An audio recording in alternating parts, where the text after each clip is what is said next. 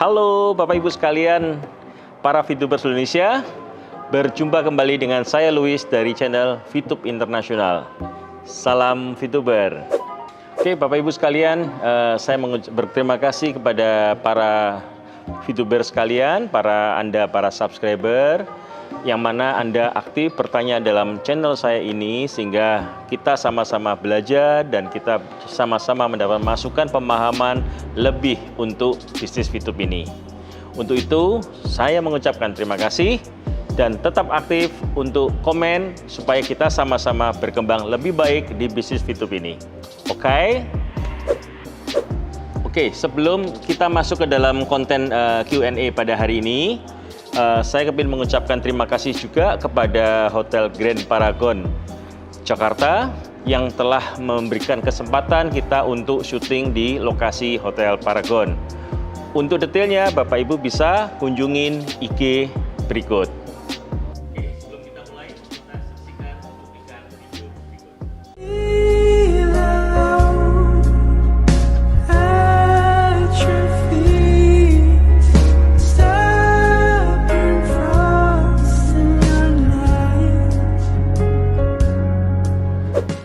Oke, pertanyaan pertama datang dari Pak Ahmad 17 ya. Pak, kenapa dari pihak perusahaan VTube gak menjawab orang-orang yang sudah kelewatan menjalankan VTube? Alangkah baiknya jika mau menciduk atau menjawab langsung dari orang yang kebangetan menjatuhkan nama VTube agar member-membernya lebih semangat dan para calon member baru lebih banyak dan yang mau bergabung, dan tentunya VTube akan lebih cepat berkembang. Oke, terima kasih Pak Ahmad 17 atas pertanyaannya. Ya, izinkan saya menjawab.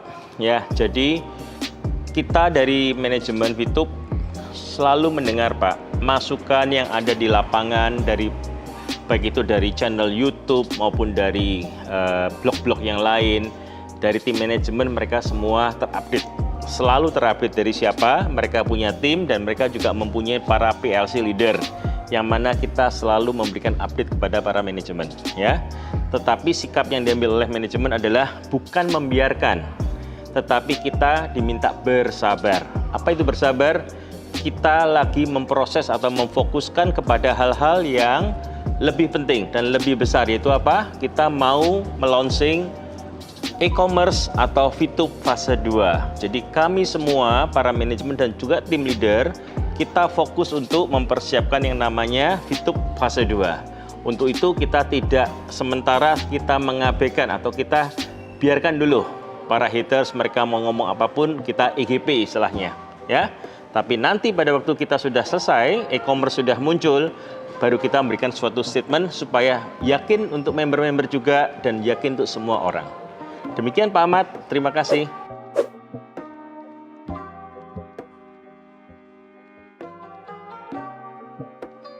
KTP apakah akan bermasalah di kemudian hari? Misal untuk mencari VP, terima kasih, sukses. Sukses juga untuk Pak Asyad ya. Oke Pak Asyad, bila Anda punya data yang keliru atau mungkin nama KTP atau namanya kurang huruf atau salah nama atau nomor KTP-nya salah, saran saya adalah segera lakukan koreksi. Ajukan kepada leader Anda, minimal seorang silver, untuk diajukan kepada manajemen untuk diubah database-nya ya. Karena database kalau sekarang saya bilang apakah bermasalah, kita belum tahu Pak. Tapi khawatirnya suatu ketika data KTP Anda nggak sesuai, ternyata KTP orang lain, mungkin akan timbul masalah di situ ya. Jadi saran saya, kalau datanya Bapak tahu salah, koreksi secepat mungkin ya. Untuk koreksi ada formnya, silakan minta ke leader Anda dan lengkapi dengan foto KTP serta foto selfie dengan memegang KTP dan tulisan kertas putih bertulisan VTube dan tanggal pengajuan. Oke? Terima kasih. Saya lanjut, pertanyaan berikutnya datang dari Pak Mulyana 12. Salam VTuber. Salam VTuber Pak Mulyana. Mau tanya Pak, baru daftar dan sudah aktif. Oke, good. Buat nomor rekening tidak akan diisi dulu sebelum mencapai target. Apakah berpengaruh buat perjalanan saya di VTube sebelum mencairkan? Terima kasih. Oke Pak Mulyana, kita mau ngisi untuk database itu kapanpun boleh. Karena database pun yang sudah ada pun Bapak juga bisa merevisinya anytime Bapak butuh untuk merevisi. Tidak ada waktu harus kapan ya. Tapi kalau saran saya dari awal lebih baik. Kenapa? Ya kalau kita sudah masukkan database ya lebih santai gitu. Tapi anytime Bapak bisa mengubah database itu. Jadi nggak ada masalah dengan bisnis Bapak. Oke? Thank you. Oke, pertanyaan selanjutnya datang dari Ibu atau Bapak ini IC 555 menanyakan kalau potongannya pakai level-levelan ya ini si menjelaskan sistem LMM polisi Pak, apalagi pakai istilah leader, dijelasin malah blunder sendiri Pak Luis. Oke, terima kasih atas pertanyaannya dari IC 555 ya. Sebenarnya bukan blunder ya Bapak atau Ibu ya. Jadi dengan kita menjelaskan bahwasanya teman-teman kadang-kadang yang kenapa Ibu sebut memblunder karena mungkin teman-teman pemahaman atas 3 istilah yang berbeda yang hampir sama yaitu multi level atau MLM dan SLM atau single level marketing dan Ponzi itu adalah 3 hal yang berbeda. Memang orang-orang hampir mirip mendengarnya atau menganalogikan hampir sama padahal 3 itu punya konsep yang beda-beda. Saya jelaskan satu-satu Ibu. Ponzi itu adalah skema yang sifatnya orang bilang tipikal piramid atau segitiga di mana yang leader bagian bawah harus menyetor kepada upline atau atasannya. Bisnis itu bisa berjalan selama ada member baru yang join. Ya, rata-rata kalau kita bicara bisnis Ponzi pasti ada modal yang disetor atau ada produk yang harus dibeli. Tetapi Ponzi itu adalah money game. Kenapa? Once atau suatu ketika tidak ada member atau sadar atau mereka sudah berkurang member di bawah yang join, dampaknya apa? Pasti atasannya tidak mendapatkan bagian. Tidak mendapat bagian, perusahaan juga tidak mendapat bagian, maka akan tutup. Cepat atau lambat akan tutup. Dan kenapa? Karena sudah tidak bisa membayar, karena uang yang diputar adalah uang yang masuk dari para member. Jadi member baru pasti dirugikan. Jadi member yang membayar kepada perusahaan dan member yang membayar kepada upline-nya. Sehingga Ponzi itu sangat dilarang. Kenapa? Karena itu adalah money game. Seperti arisan berantai. Siapapun yang bawah pasti akan nyetor ke atas. Lama-lama yang bawah pasti jadi korban. Yang enak yang di atas. Itulah sistem Ponzi dan itu tidak saya sarankan untuk diikuti. Setiap yang skema Ponzi lebih baik hindarin karena pasti yang lama terakhir ikut akan menjadi korban. Oke. Kemudian yang kedua, multi level atau MLM, multi level marketing. Multi level marketing orang sering kadang menyamakan dengan Ponzi. Padahal multi level marketing yang bagus itu pun berjalan dengan sah dan pemerintah memberikan akses, memberikan kewenangan multi level boleh berjalan. Yang tidak boleh adalah skema Ponzi. Ya, Bapak Ibu harus bedain. Ponzi yang dilarang oleh pemerintah, tapi multi level tidak dilarang oleh pemerintah. Contoh, saya sebutkan salah satu multi level yang sudah cukup lama, M bla bla bla. Nah, itu sudah hampir 35 tahun, 40 tahun Indonesia Bapak Ibu. Karena sistem dia bagus, sampai sekarang pun masih bertahan. Jadi multi level itu bukan hal yang diharamkan oleh pemerintah. Boleh berizin asal sistemnya benar. Cuman sayangnya tidak semua multi level mempunyai sistem yang bagus, sehingga ada multi level yang hanya 5 tahun berjalan sudah gulung tikar karena sistemnya kurang bagus. Cuman multi level juga punya suatu kelemahan, tetap adalah membernya harus membeli produk atau store modal ya, tapi ada produk yang dijalankan secara multi level. Artinya multi level itu member bawah join, maka atasnya dapat bagian, atasnya lagi dapat bagian dan sebagainya. Tapi dari mana? Apakah uang berputar? Beda dengan Ponzi. Ponzi itu kadang tidak kerja tapi uangnya bisa dapat dari mana ya? Karena uang member yang ditarik. Tapi kalau yang namanya multi level, para member wajib bekerja, entah jualan, entah mengajak member lain. Ya, dia tetap ada perjalanan atau pekerjaan yang harus dilakukan. Dan biasanya kalau yang namanya multi level pasti overprices ya. Perhatikan produk yang dijual itu karena kita nggak tahu gelap harganya berapa. Harganya mahal. Untuk apa mahal? Untuk membayar gaji para upline-nya ya, itulah namanya disebut multi level marketing. Berlevel-level dapat persentase dari member yang join.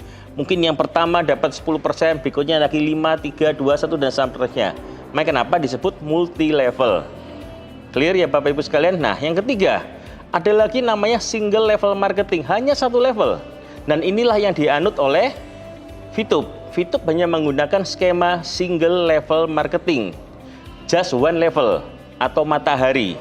Artinya hanya satu level aja yang bisa didapatkan. Jadi kalau Bapak Ibu merekrut member, ya dari member itu aja dapat. Tetapi apa yang diberikan bukan dapat memotong dari haknya member. Itu yang membedakan. Kenapa kita bukan ponzi, bukan multi level? Karena kita tidak menarik sampai beberapa level, hanya satu level dan tidak ada modal. Ingat, kita tidak jual produk ke Bapak Ibu sekalian. Fitup tidak ada produk yang dijual. Kita justru memberi kepada member, mereka bergabung, mereka dapat penghasilan. Dari mana? Dari iklan profit sharing. Ya, itu yang membedakan kenapa kita nggak buka skema ponzi dan juga multi level. Ya, dengan ini saya menjelaskan supaya pemahaman teman-teman sekalian tidak blunder. Mana yang multi level, mana yang ponzi, dan mana yang single level marketing. Ya, jadi Fitup saya ulangi sekali lagi, bukan multi level, bukan skema ponzi, tapi dia adalah single level marketing dan tanpa modal. Ya, tanpa modal, tapi apply-nya tetap bisa dapat. Kenapa? Karena dia orang yang mereferensikan. Makanya kenapa di kita sekarang istilah apply udah dihapus, lebih banyak kita bilang sponsor. Orang yang mensponsori atau leader yang mensponsorin member, dia diberikan reward oleh company karena dia membantu perusahaan untuk mengembangkan jaringan kepada pihak lain. Karena kita perusahaan big data, maka kebutuhan kita adalah sebanyak mungkin member, semakin besar perusahaan kita. Maka dari itu setiap leader yang mengajak member, maka diberikan suatu reward. Rewardnya ada reward namanya referral, dan ada lagi reward kedua namanya team group, team reward, atau mereka sudah mencari member sampai minimal 20 orang. Oke. Untuk detailnya kita bisa lihat di marketing plan kita. Menurut saya cukup, tidak membuat blunder. Terima kasih. Kita lanjut lagi. Pertanyaan berikutnya datang dari Rosso Channel, menanyakan, salam VTuber Pak Luis. Salam VTuber. Mohon maaf sebelumnya, mohon izin sedikit bertanya Pak, untuk perusahaan VTube sendiri dapat keuntungan dari mana ya Pak? Apa dari pengiklan atau bagaimana? Matur suwun. Salam VTubers. Oke. Untuk Rosso Channel ya. Jadi perusahaan VTube dari mana sih dapat keuntungan ya? Dari awal kita di display sudah dijelaskan juga bahwasanya perusahaan VTube itu adalah profit sharing. Setiap iklan yang masuk, kita tahu para pengiklan membayar kepada kita, kepada perusahaan ya, maksud saya membayar kepada perusahaan. Dan ada seperti YouTube. YouTube juga sama. Perusahaan yang masukkan iklan membayar kepada YouTube dan YouTube membagi kepada para konten kreator. Tapi kalau di VTube bedanya adalah sama, perusahaan pengiklan masuk kepada perusahaan, tapi perusahaan VTube membagi kepada si viewer atau kita semua member yang menonton iklan, yang mengeklik iklannya, maka mendapatkan profit sharing. Kalau di profit sharing berarti ada sharing, berarti ada A dan B. Nah, perusahaan juga ada sebagian yang masuk ke perusahaan. Itulah penghasilan perusahaan dari iklan. Itu yang pertama Bapak Ibu. Yang kedua, ada lagi penghasilan dari perusahaan dari mana? Dengan semakin besarnya big data kita, ya semakin besar big data kita sekarang udah 11.000, hampir 12.000.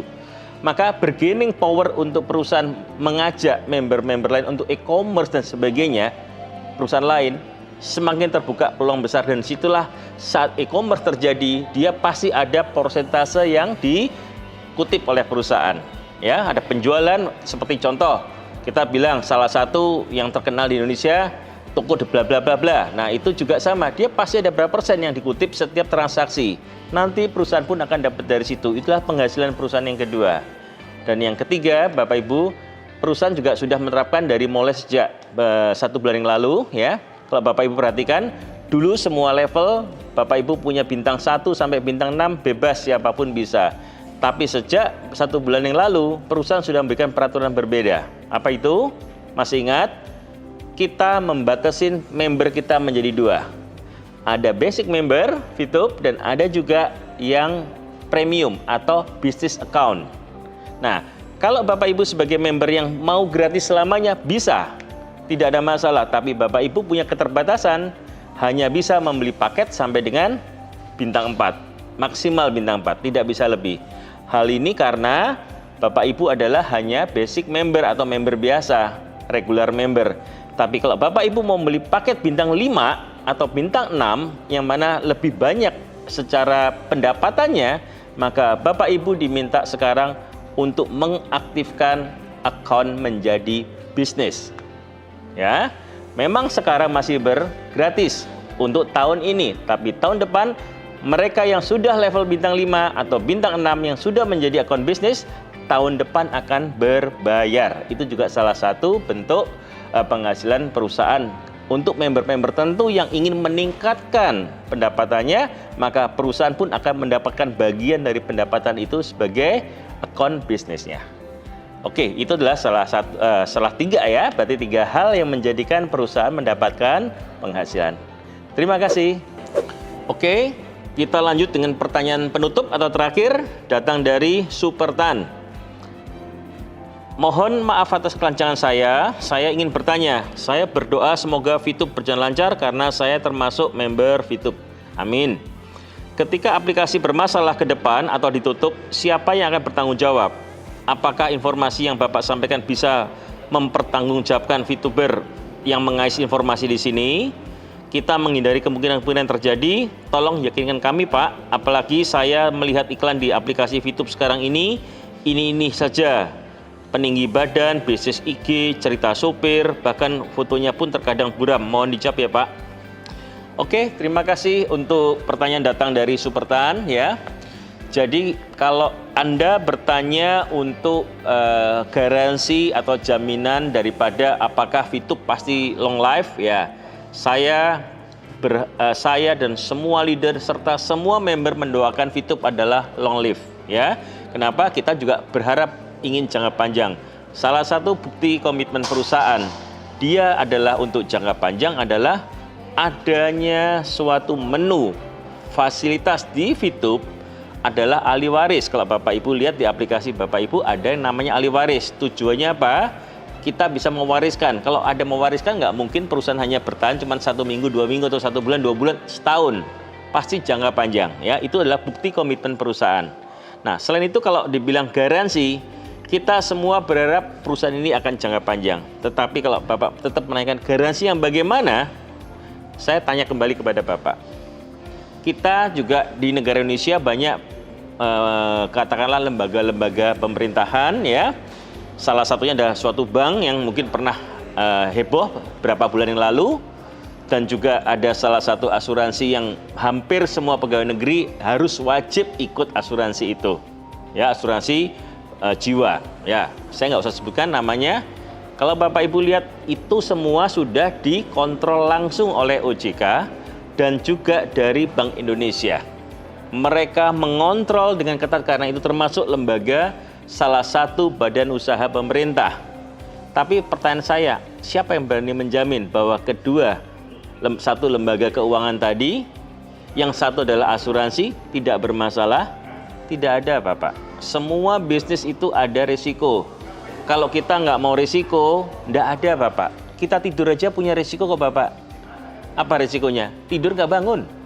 Ya, kita jalan apa ada risiko? Kita takut naik motor jatuh, jalan pun bisa kesandung, bisa ketabrak kendaraan lain. Apapun dalam hidup itu ada risiko, Bapak. Ya, orang bilang kalau nggak mau risiko tidak hidup. Ya, saya nggak ngomong begitu, tetapi itulah dalam hidup itu pasti ada tantangan, risikonya di situ ada, tapi juga ada hasil yang bisa kita dapatkan. Jadi kalau dijamin, siapapun tidak ada yang bisa menjamin sesuatu itu pasti langgeng. Yang bisa menjamin cuman Allah Subhanahu wa Ta'ala. Ya, tidak ada manusia yang bisa menjamin sesuatunya. Ya, tetapi kalau kita yakin dan kita positif, kita bisa melihatnya bahwa kita bisa mengandalkan VTube sebagai kendaraan masa depan kita. Oke, dari saya demikian, terima kasih. Bapak Ibu sekalian, VTube Internasional sudah merilis produk-produk merchandise baru seperti tote bag, kemudian hoodie dan juga topi. Silakan kunjungin di halaman Tokopedia kita. Channelnya ada di bawah ini. Oke, sekian pertanyaan yang ada dalam minggu ini. Saya juga menyampaikan sekali lagi terima kasih kepada Hotel Paragon Jakarta yang sudah menyediakan tempatnya untuk kita syuting pada hari ini. Oke, Bapak Ibu sekalian, jangan lupa subscribe, like, serta komen. Apapun yang Bapak Ibu ada masukan, silahkan komen di channel saya. Dan jangan lupa share apabila konten saya bermanfaat bagi Bapak Ibu atau kepada para member Anda.